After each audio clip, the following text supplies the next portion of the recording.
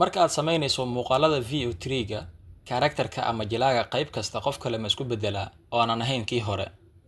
Haddaba waxaa kaa maqan character consistency oo ah joogteynta jilaaga.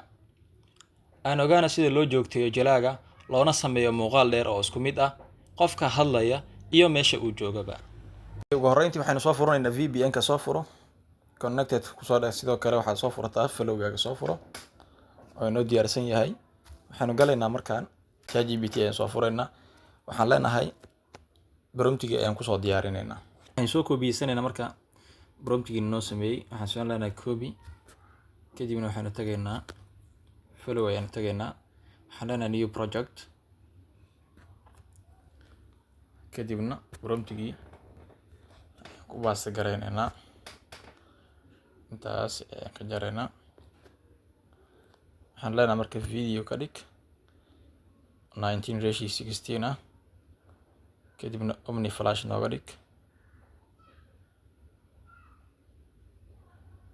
Kadibna waxaan ka dhiganaynaa 10 second. Okay, sidaas ayaan ku diraynaa marka. Waxaanu leenahay marka generate.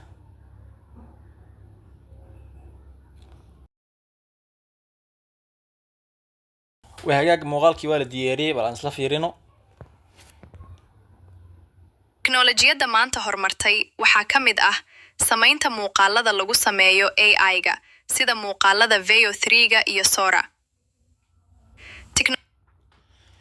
Hagaag muuqaalku waxaa la diyaariyay scene 1 ayaa la diyaariyay. Haddaba si aan u diyaarino qaybta labaad waxaynu ka qaadaynaa qaybta ugu dambeysa ama frame-ka ugu dambeeya ayaan screenshot ka qaadaynaa. Kadibna waxaynu gelin doonaa isla goobtii aynu kusoo celin doonaa. Screenshot ayaan ka qaadnay. Kadib waxaan kusoo laabanaynaa halkan. Waxaanu ku sameynaynaa key cropping ayaan ku sameynaynaa. Waan jaraynaa. Crop ku samee intaa ka jar. Okay, kadib waxaynu leenahay. Kadib waxaan leenahay save.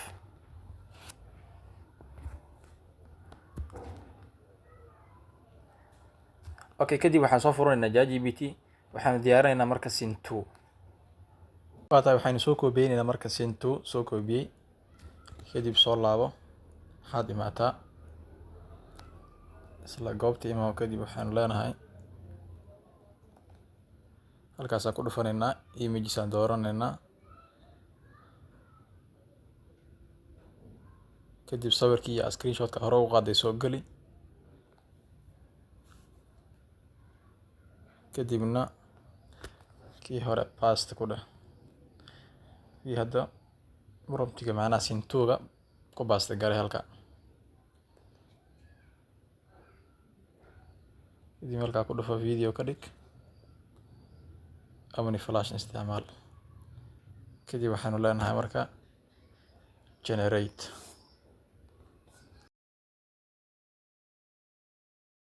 Okay, muuqaalkii waa la diyaariyay qaybtiisa labaad.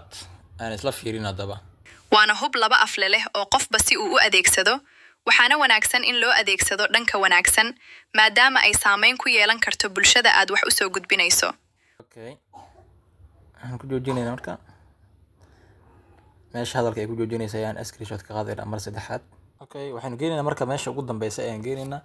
Kadibna waxaynu ka qaadaynaa marka haddana mar labaad ayaan waxaan ka qaadaynaa screenshot. Kadib waxaynu tagaynaa gallery-geena. Cropping ayaan ku sameynaynaa. Qaybtaas ayaan ka jaraynaa. Save ayaan sidaas ku leenahay.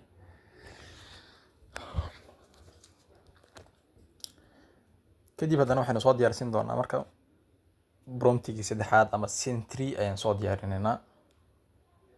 Waxaan soo koobiyeysanayna marka prompt 3 copy ayaan leenahay. Kadibna waxaanu ku laabanaynaa VO3-geena. Kadib waxaanu soo qaadanaynaa sawirkii.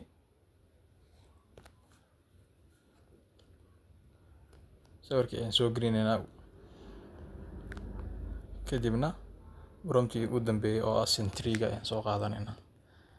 Qaybtaan naga jara marka intaas. Kadib video ku dhufo 15 credit 10 second. Okay. kadib waxaan leenahay generate. waxaa la diyaariyay marka sintiri aynu aragna haddaba qaabka u diyaariyay. waxaana arkay in badan oo ka mid ah bulshada Soomaaliyeed oo u adeegsanaysa dhanka xun oo aan bulshada waxba ku soo kordhinaynin. muuqaalkii ugu dambeeyay ama sintiri sidaas ayaa lagu diyaariyay.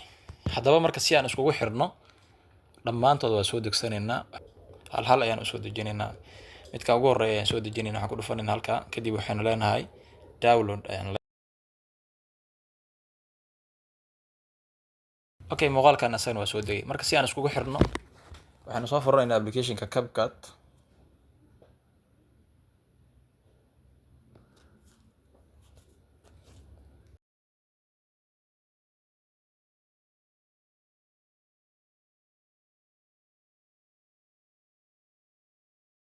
waatana marka natiijadii soo baxday, bal ila daawo. Tiknoolajiyadda maanta horumartay waxaa ka mid ah samaynta muuqaalada lagu sameeyo AI-ga sida muuqaalada Veo 3-ga iyo Sora. waana hub laba afle leh oo qofba si uu u adeegsado, waxaana wanaagsan in loo adeegsado dhanka wanaagsan maadaama ay saameyn ku yeelan karto bulshada aad wax u soo gudbinayso. waxaana arkay in badan oo ka mid ah bulshada Soomaaliyeed oo u adeegsanaysa dhanka xun oo aan bulshada waxba ku soo kordhinaynin.